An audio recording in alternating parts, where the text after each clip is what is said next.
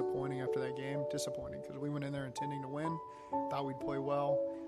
We didn't, but you could just feel the understanding of the team where, okay, we got to quickly reset and put that one behind us. That was one of those games that, we couldn't get things going our way. And you got to put it behind us. It's not indicative of who we're going to be the rest of the season. And go get a chance to grab some momentum here at the end of this week.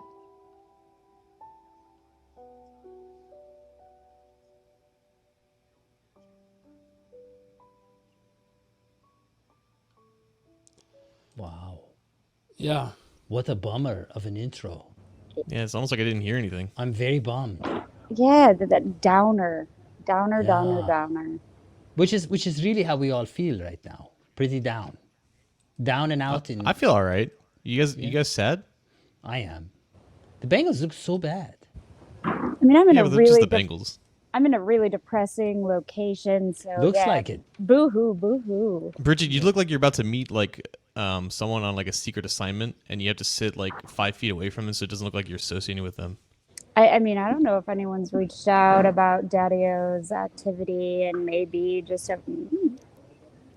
I can't confirm or deny. Offshore accounts, obviously, there is supposed to be able to be handled remotely, but every once in a while you need someone to follow up, kind of intimidation. But if I might, Bengals podcast. Yeah. I mean, I have some complaints to make to HR about Daddy-O. Please, this is the perfect forum for that. Please. Well, I just want to remind people what this podcast is. We are going to talk about the Cincinnati Bengals. Well, before we do, I mean, I feel like Daddy-O has been doing some microaggressions with some suggestive language in company emails and as well as in meetings. Suggestive language is a microaggression. Yeah. Micro assault even. He is small, me not so to use explicit language. Well, may I please, Bridget, may I give some examples? Okay, these are all from company emails.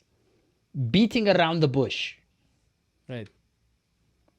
Taking the bull by the horns. Hitting the nail on the head. These are all from company emails written by Daddy-O. Does he kiss his mother with that mouth? Yeah. Oh, hold on. Here's the rub. Cut the mustard and 3 thumbs up.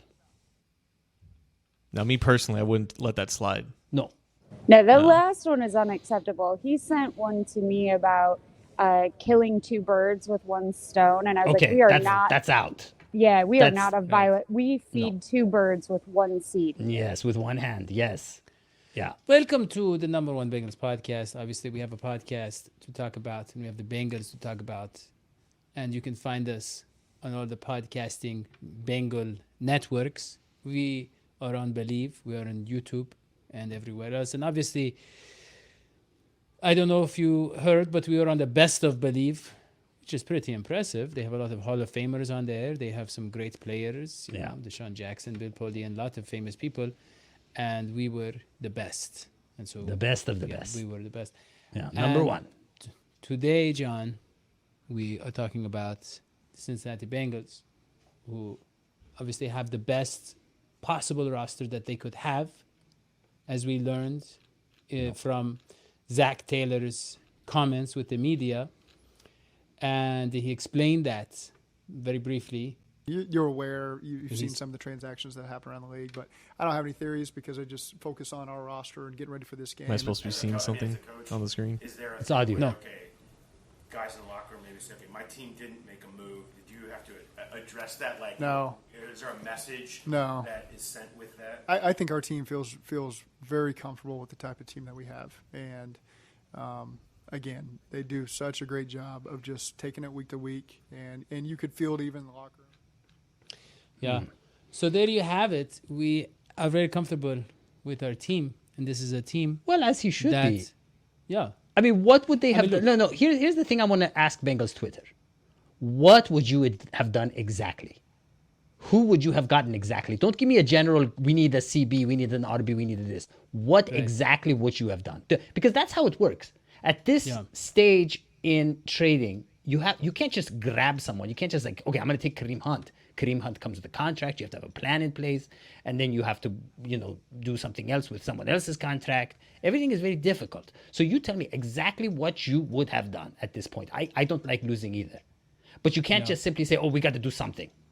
That's not how it works in the professional. That is a good point. That is a good point. But I would say this, that they have about 2 to 3 of Mike Brown's nephews who that is their full-time job. So, I mean, I was going to say the job. same thing. I don't like agreeing with Daddy-O. That usually means maybe I'm wrong, but I feel like it's not our job. As far as I know, Bengals don't pay me to figure out the business end. I don't know exactly what the move would have been, but I think just to say like, there's a lot of paperwork involved doesn't mean that you don't try. Well, can I talk about the position that everybody has been saying the Bengals should have made the move on, but I think we're perfectly fine on, and that's the secondary. Why? Why do we need to bring in someone this late in the season in a hurried, higgledy-piggledy kind of way? Well, because... Okay, the secondary is fine. The secondary hasn't been underperforming that deal. So the secondary has been good because they've been able to get by without a great cornerback number 2. Right. Now they've lost their shutdown cornerback number 1. Their cornerback 2 was struggling, coming back from injury, I believe, John, right? And now we had a rookie out there who hasn't shown that he can be consistent yet. And so we go from having an average, let's say, cornerback starting tandem to probably, John, one of the most inexperienced in the league. I wouldn't say average. I feel like when you put all 3 of them together with Awuzie, Hilton, and then Apple, I feel like that's above average just because of how well Awuzie was playing. But he's hurt. He's not coming back until August of next year. The torn ACL is no joke, even for a guy who's young and athletic as he is. So without him, you have Eli Apple coming back from a hamstring injury. And even before that hamstring injury, he was barely playing at a starter's level. That's why they were trying to integrate Taylor Britt into his spot there. So now without Awuzie, you have a recovering Eli Apple with Taylor Britt, who's still learning the ropes. He's still working through his own mistakes. He did not play that well against Cleveland. It's a huge liability, and you have a lot of great quarterbacks on this end of the schedule going up against that secondary. It doesn't matter how good your safeties are. If your cornerbacks can't match up in one-on-one and pass off those coverages like Awuzie was so apt of doing with Jesse Bates, that was something that we noticed against the Browns. There was a play down the field where Taylor Britt and Bates were carrying the same route, and someone didn't pass it off to the crosser, ended up wide open. It was one of the many explosive plays that the Browns of all teams, were able to generate with their passing game against the Bengals. Is because their secondary is very weak. Yeah. So, I mean... Why did it look like to the average viewer, to the uninformed viewer, that we were just getting beat on the run all the time? That it was Chubbs. Chubbs was just chubbing down the line. Amari Cooper had 130 yards. I mean, he was getting big plays the whole game. And I felt like Chubbs was really kidding us. Well, he always does. I mean, I told you that their offensive line steamrolls us. He had some great blocking for sure. Yeah. But look, here's the thing. That game is in the past. It was a disaster. We were not mentally prepared. You can't move on beyond it that quickly, though. Okay. We have to linger a little bit. Well, Bridget. Let's just look at some of the clips. No, Bridget's got something to say. Bridget. Well, depending on what the clips are, Daddy, since you don't share anything with us and are a really horrible communicator, I wanted to talk about the offensive line. Yeah. So here, Burrow, he navigates the poor blocking of the offensive line. That was one of his passes, and here's his other pass of the game. And so you see, he puts all that in there. That was good blocking. That was good blocking. And the bad pass. So those were the 2 clips we had. And obviously, there was this too, where we have this beautiful. That was a great pass. I thought for a second Jamar Chase was back on that play, John. No, it was a great pass. He got it right in the right spot. spot. Great catch too, John. Very. Yeah. It was a great throw. It was a back shoulder perfectly placed because it was well covered. Chris Evans didn't separate from that cornerback at all, but it was a great throw in communication and timing between him and Burrow. And Zach Taylor was pumped about it. He was asked about, Chris Evans, and this is what he had to say. Okay. He serves a role for us, on special teams and in some of the things that he does on offense. So there you go. I love the way that man talks. Yeah. Am I the only one who finds his voice soothing? He's got that little whistly S. It is. And he's But got I that mean- little grainy, we got to have him on the show, Daddy-O. Yeah. Can, But can John, we get he's Bridget's saying thoughts he's on the offensive line? Because I feel like she was going Bridget was somewhere going to with say that. something. Yeah, Bridget, you got to finish your sentences. Go ahead.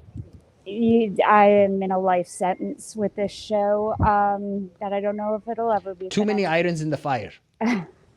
So I want to talk about Lel Collins and Jonah Wilson. Jonah Williams. What's his name? Jonah. Williams. Fuck. Williams. Jonah Williams. What their ratings were pretty low. Someone commented on Jonah on my Twitter that said he looked like a turnstile. So John, what's your take on Jonah and Lel? Because Lel's been up and down. He was hotter in New Orleans. Didn't look so great last night. Jonah's been kind of up and down. What's your take? I think Lel is just, he is who he is right now just because he's battling through injuries, and I don't think that's going to get necessarily better as the season goes on. I think it's just something that they have to accept. With Jonah, I think my buddy Nick Grayson put it well. You can follow him on Twitter at Nick Grayson on Twitter. When Jonah loses, he loses loud, and I'm not talking like loud like someone yelling. I'm talking about loud like an orchestra playing in like the most perfectly acoustic environment. His losses are catastrophically bad. It's why he's given up now the most sacks out of any starting tackle in the NFL, but he doesn't lose as often as the perception is. It's just that when he does lose, it does end up becoming a sack. It becomes a sack that unfortunately Burrow can't really escape from. It's from his blind side. So that's what happened in this game. Jonah Williams gave up 3 of Burrow's 5 sacks. I believe Mixon gave up 1. And I feel like it's unfair when one player plays as bad as he did or had the losses as bad as he had that the entire offensive line gets thrown under the bus. 3 of their 5 offensive linemen played really, really well. The interior trio of Cordell Volson, Ted Karras, and Alex Kappa played phenomenally. Now, the Cleveland Browns don't have great defensive tackles and whatnot, but the offensive line is not that big of a concern as people make with the 5 sacks, just because 50% of Burrow's pressures ended up being sacks because of mainly just one player. Well, Yeah. John, Can I just tackles- comment? well, the Can I tackles- just comment? John, the tackles. I mean, that is, come on, that is where The most premier important part, passer- yeah. I know. So, I'm mean, not saying it's not a you're problem. so you're I'm saying we had no. two- The entire offensive line gets grouped into this, and it's not fair. No, It's no, discrimination. John. I mean, No, but- and they're all blamed. They're all being blamed for basically someone who we should be It's calling Mellow Jello. stereotyping. That should be his name, Mellow Jello. That's what I call him because he's John. like a piece of Jello. John. He's so jello-y. John, He's like a fluffy is Jello. this because of his arms, his shorts? Yes. Arms, John. Yes, and small hands. We've been saying it Because- all year. yeah. And He seems to can I just- whiff a lot. Yeah. Can I just, I mean, look, Jonah, if you ever want to come on the show, you are more than welcome. We love you. We love all the Bengals offensive line. We love all the players. But he's got to be fired. He's got to be cut immediately. And let the backup, let someone else take over because he's been given every chance he can. So let me get this straight. You are a big Jonah Williams fan. Big You just think that he should be out of a job. cut. Seems fair to me. And then So kicked out of the let me- NFL. Let me, John. Let me move on to this. Yeah, John. Let me move on to this. Jamar Chase, he's injured. He broke his hip. He's in a wheelchair now. They said he probably would be able to walk. He probably will. They say he is playing video games now, right? Which is a sign that you've kind of given up on life. I from what I understand, and We have a lot of but they gamers say watching. he could. Right, John. Here's the thing: T. Higgins was open a few times, was being held, very obviously being held.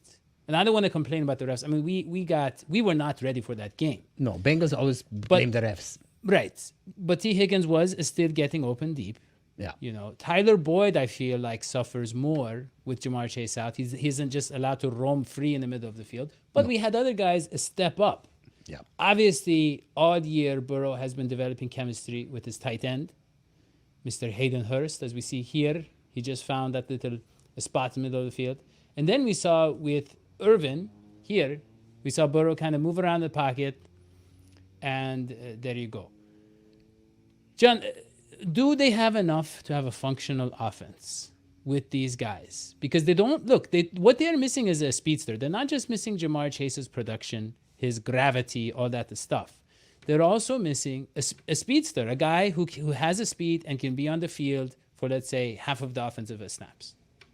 I think it really comes down to being creative of T, because in the beginning of the season when Jamar wasn't as productive as he usually is, there was the conversation of, are they doing enough with him? Are they trying to scheme him open in certain situations where he's getting bracketed? There's a lot of attention on him. But, of course, with all that attention with him, T. Higgins got opportunities to just win simple one-on-one matchups with not very creative concepts or anything like that. Now, T. Higgins, there's a lot of stress and pressure on him to carry the offensive load because I think Higgins does have a vertical aspect to his game, like we saw in the beginning of the game when he was clearly interfered with and held like 15 yards down the field. Like that was a potentially big play that they missed out on, and then he ended up getting a big play late in the game when he just mossed that cornerback. So there are vertical aspects to his game, but there were times in this game where he just wasn't separating as well as he should have, and maybe that falls on them not doing enough to put him in the right situations to get open because they need him to get open. If not him, you're right. Tyler Boyd, like when there's not that threat to occupy the safety and everyone can kind of just condense the middle of the field, that Boyd is not going to thrive that much in there. So everything needs to be enhanced now with Chase out of the field because you're right. There isn't that easy speedster that just takes attention away. Look, let me give you a QB coach perspective here because it's really important. A hip takes about 3 months to fully heal. And then about 6 to 9 months before the player can be up and at them again, which means we'll be lucky if Jamar is back at the beginning of next year, okay? Broken hip is serious, like ACL. It's a very serious thing. That's what's confusing. They say it's a broken hip, and then they say it's... No one ever said it was a broken hip. Then There's been so much misinformation in the last 3 minutes. They said it was a hair fracture. I mean, That's broken. A lot of that is a broken hip. Fracture and broken is the same thing. Thing is, people imagine broken to be something broken in half, but a fracture is a break. So, anyways, my point is what? My point is, if you were talking about the normal quarterback, even if you're talking about like an Andy Dalton type person, this would be tremendously awful. But we all knew from the beginning, and this is why we said maybe don't even take Jamar Chase, We all knew from the beginning that Burrow can make anybody work. The man is brilliant at his best. Listen, here's the thing Bengals fans don't want to talk about. He has not been at his best. No one wants to... Hold on. I need to hold on. Stop. No one wants to blame Burrow. And I don't want... I love Burrow. I'm his biggest fan. But if you watched Burrow during that Browns game, and you watched him in the first 5 minutes when he was on, and then you watch him in, let's say, the middle 5 minutes when he's off, you can see the difference. He is on and off. Here's the thing. Hold on. I'm not done. I'm almost done. I'm not done. He is an on and off kind of guy. No. And he's on when you're close, when games are close. He's on. No. And he's on in the playoffs. But he was off, and he's been off a number of games. If you can turn Burrow on, hold on, time out, almost done. If you can turn Burrow on, you're going to be able to outscore the opponent, even with a weak secondary. I think that's what Zach Taylor has planned. And that, my friends, is my horoscope. Okay, here's the thing, John. What Just I'm stepped on saying, his toes there. John, all I'm saying, I'm not saying, obviously, we can't add a guy of Chase's caliber or anything near that. I don't even think we can add a starting receiver. But what do you think of adding just a pure speed guy? A guy, I guess Will Fuller's retired. You can't add anybody now. I also think John... How can you add anyone? Isn't it over? No, you can add. The trade deadline's over. But I want to also ask, because for me, the Chase injury feels more worrisome, not because we have Higgins, we have Boyd, we have Hurst. What makes me concerned is that I haven't seen as much production from our running game, which feels we need to be able to, for all the reasons, you need to get an air game. Our run game has been making me a little bit nervous. That's what I wanted to talk about next, John, is our good friend Zim Uday. Zim, friend of the show. He was saying the way the game was going and the type of defenses they were facing, they should have been running the ball. They should have been attacking, right, with the run game. They can't run the ball. The Bengals cannot run the ball. Well, I disagree. I think they can run with Pirine. No, they cannot. I think they're not necessarily They can't even. The Bengals can't even be guaranteed to get 1 yard running when they need it. The Bengals are not a running team. John? At least from the Bengals' perspective, they are not a team where the more you run it, the more successful it is if it isn't already successful in the beginning. It's much like the whole composition of their team. I think most people knew by the end of the second quarter that this game was probably not going to go their way. There wasn't a lot that they could do to counter out what the Browns were doing, and it just didn't seem like they were capable of putting up a good showing. And with the run game, it just never really got going from the start, and I don't think running into a brick wall 30 more times would have done anything more positive. And I get it when your pass rush is definitely not doing, or when your pass blocking is not doing particularly well when you're down to the game script and opposing teams are just kind of teeing off on you at that point. It makes things tough, but if you can't run the ball in the first place, running more isn't going to make it better. No, I mean, yeah, okay. Well, let us move on to the defense because, well, just to finish on that point about the offense, what Hoji was saying about Burrow, I feel like with Burrow, John, I feel like there's two modes for Burrow. One is I'm going to be a normal quarterback. I'm going to, play what's in front of me. I'm going to play within the system. And then there's Burrow, the superhero. There's Burrow rolling around, running around, right? Are you literally going to just take exactly what I said and say it again in different words? Yes. But I feel like there are certain games, and there's something about Cleveland. I don't know if it's the pressure. I don't know what it is of playing for the team he loves. He just kind of tenses up a little bit. And I feel like when Hoji's saying that we saw a different kind of Burrow late in the game, well, I mean, the pressure was off, right? I mean, the game was out of hand. It was a blowout, and this was garbage time and all that. And so he kind of relaxed and played like the Burrow that we see, when he's at his best. I don't think it's about his accuracy, or I don't think it's about his ability to read the defense. I think it's about his approach. Baker Mayfield said that I woke up feeling dangerous. I think that actually applies to Joe Burrow. Yeah. Some days he feels like I'm going to go out there and I'm going to make it happen. Well, let me tell you what it is. Days, yeah, because I'm a QB coach. I can tell you exactly what this is. Okay, great. So basically, do you remember when Quentin Tarantino won the Oscar for Best Writer? And he was like it was a very young writer, and it was for Pulp Fiction. And everybody, and a few people said one of the curses that could happen to a writer-director is for them to win the Oscar too early. And you might be like, well, what does that mean? One of the things that could happen for anybody is to get kudos too early in your career, where you feel pressured to live up to those kudos. And what happened to Joe Burrow was that tremendous year coming back from the injury, where he basically goes straight to the Super Bowl, goes through the NFL the way, beans go through your system, Daddy-O. And ends up with all this new fan base. And now this year, the pressure is on him to always be great. Whereas last year, the pressure wasn't on him always to be great. People didn't expect that from him. And guess what? Yeah. He was loose. He was footloose. He was fancy free. And that's when he does well. What he needs, honestly, what this team needs is a good therapist, psychologist to work this out of him. What he has to stop doing. They're not going to give you a job. They're not going to give you a job. Well, why not? John. They gave Cowherd the job. John, I guess, to make this into a question for John. I was saying, I think they need a speedster just to draw a little attention. And I know like John Ross didn't have great hands. He didn't have great concentration. Didn't have great whatever. But he did, to some degree, get attention from defenses, right? Because, I mean, if you leave him wide open, which with his speed, he can get wide open pretty easily, you're going to get burned. I mean, he will catch the ball if it's, if it's basically... Yeah, but then he gets hit once he gets hurt. Remember how small he was? No, but my point is, John, a guy who's a speed they have to respect. Would that change the offense? Or, go ahead. Yeah, it would, because that's one of the main values that Chase has. I don't understand why after every time that this team loses, there has to be a think piece behind it. Why can't they just play bad because of injuries? Like, why does that be anything more than that?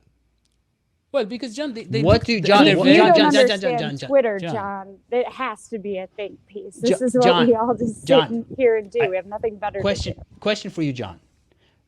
Of all the injuries, which one is the worst for the Cincinnati Bengals? I say DJ Reader. What do you say? I mean, it's 3 of the 5 worst possible injuries right now. It's Chase, it's Cheeto. Reader is probably the best player at his position compared to all 3 of those guys, but even still, like, they've been somewhat successful in just plugging holes in the middle. But not having your best receiver that changes the game the most, not having your best cornerback, that changes things dramatically. Yeah. It does. But also not having Burrow be 100% mentally, which I think is something that people aren't willing to I talk think he about. looked at his very best against the Falcons. Dude, he was fine in that first drive. The pass got tipped Yeah. at the line to get a turnover, and then things kind of unfolded from there. But why did things unfold? Because he unfolded. He was not himself after that drive. That's what I'm saying. He was I really think not the himself. defense. I mean, look. I think that the defense could only hold for so long, and the game kind of got out of hand. And Okay, so what about the Panthers? What do you think is going to happen?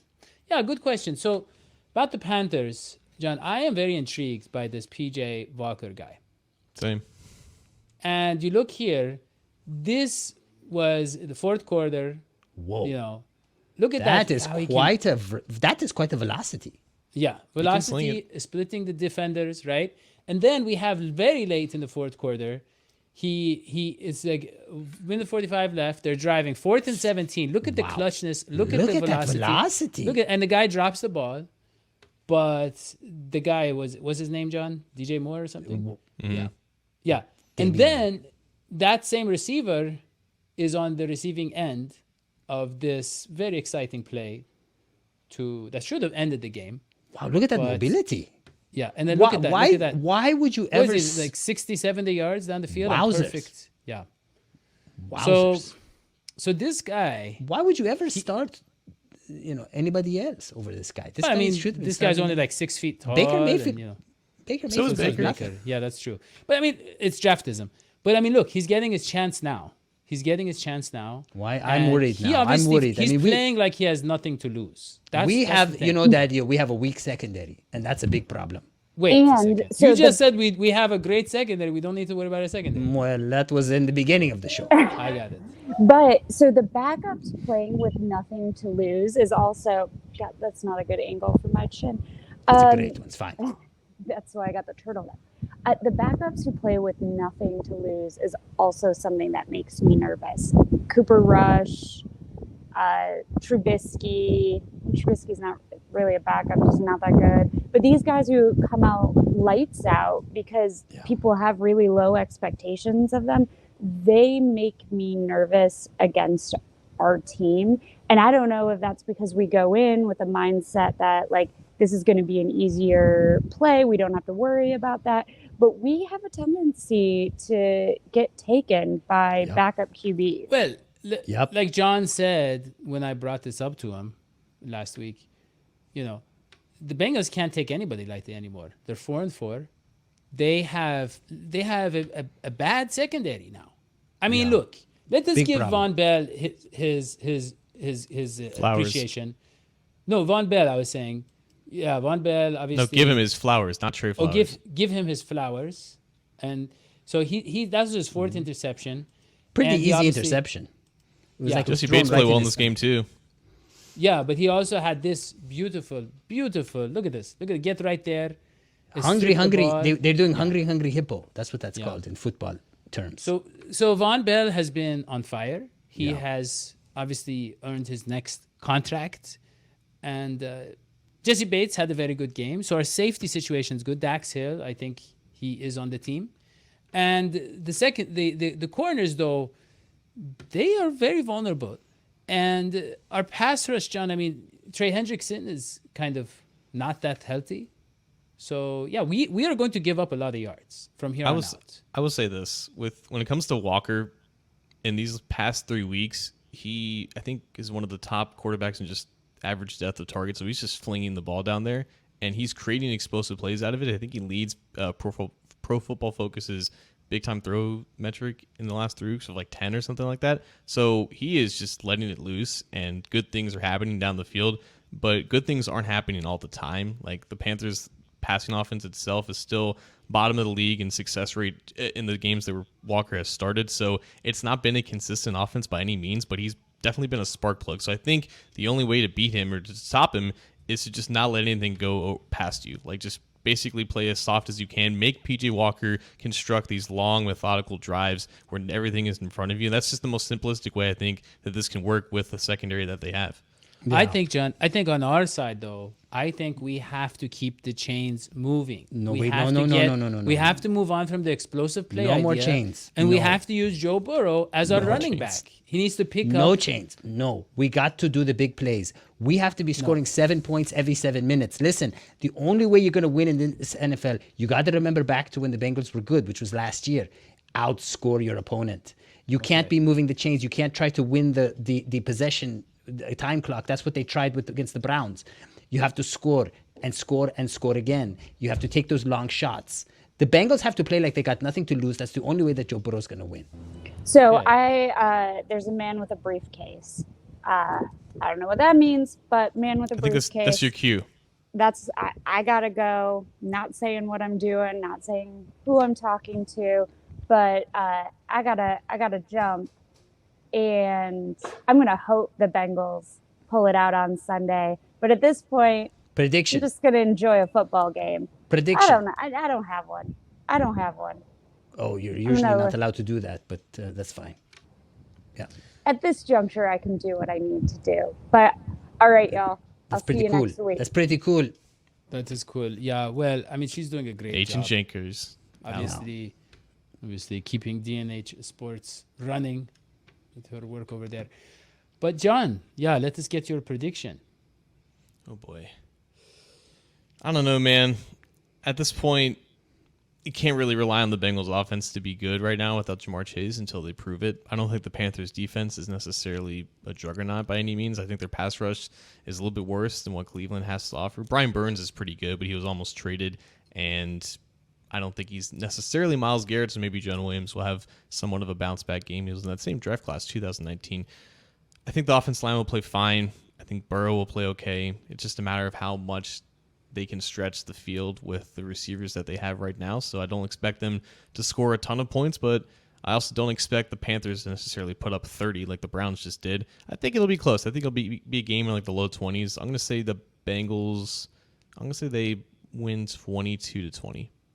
Like it. Now, my turn. So, first of all, I think that everything that has happened so far is irrelevant. The Jamar Chase injury, all of that stuff. What really matters is Joe Burrow. He is the backbone, the hip bone, the knee bone, everything, the brain bone of this team. And I believe that if Joe Burrow can elevate, and he will elevate because he's in doubt, because people are doubting him, and that's what he loves. He thrives when people doubt him. I believe this is the game when you're going to see him come back. This is Joe Burrow's swan song. This is his return. And in fact, I would like for everybody in the comments, please, what do you think? Is Joe Burrow to blame? Is he going to get better? Talk about Joe Burrow in the comments. Do you blame him at all for what's gone wrong? And do you think he's going to make it right? And I'm not done.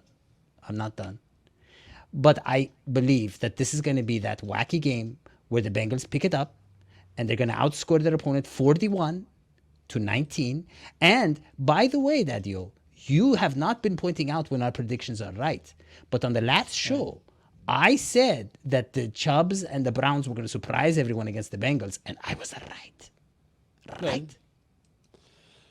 That's true. And there you can see the stats from the game. Obviously, Joe Burrow's 2 touchdown passes in the fourth quarter were not enough. Meaningless. Well, those two were only to save some face. Yeah. Well, you talk about believing, Hoji, and obviously there are many different beliefs out there. People spell believe in different ways. One way is BLEAV, and that is where our podcast is hosted. Like my shirt. And so you can obviously subscribe to our podcast there, and you can support us on Patreon, and you can tell your friends about us anywhere. And your enemies. And your enemies. Yeah. Probably. Did they realize they spelled believe sense. wrong? Well, did they know that? It's copyright issues, John. It's a workaround. But here's the thing. I would say this, and obviously you're going to think, wow, that is uncharacteristic of you. Yeah. I think the Bengals are going to get smacked. I think they're going to get smacked. Yeah. They're going to get smacked on Sunday. No one likes a smack. No. Who wants to get smacked?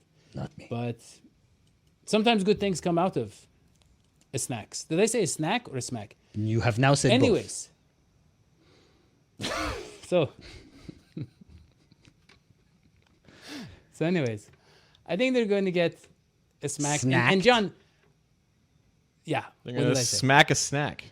Yeah. John, They're gonna get what smacked. I was trying to tell John before Yeah. was that I think that what Hoji hates, the dink and dunk, he hated Hate to see it. it with Dalton. Everybody one hates thinks. it, but I think that's the key, John. And not quite a Dalton dink and dunk where it's to running backs. I think it's going to be to tight ends. I think it's going to be to receivers you don't expect. I think he's going to get those little, short post route type, things or the drags he's going to have to go for those 7-8 yard gains to people who we don't know. I think that's going to be what the offense, how it stays afloat. And I think the final score is going to be 27-20 Cincinnati. Wait a That's my minute. prediction. You said they're going to get smacked. So where's the smack come in? I just explained it. When a child is born, brought into this world, Yeah. they have to smack The its butt. bottom, and that is its initiation to its new birth. It is a rebirth for the Cincinnati Bengals offense. It's going to be a Okay. new offense. Okay, so they're going to get gonna be- smacked on the butt, Yeah, on the butt. proverbially. Yes. Proverbially. So they can As breathe. a rebirth, Yes. kind of like a baptism in smackiness. Right. Exactly. That wasn't clear. Okay, I'll try to be more clear next time. And John, Poor if Andrew. that is all that you have, John, then Subscribe, smash the like. right.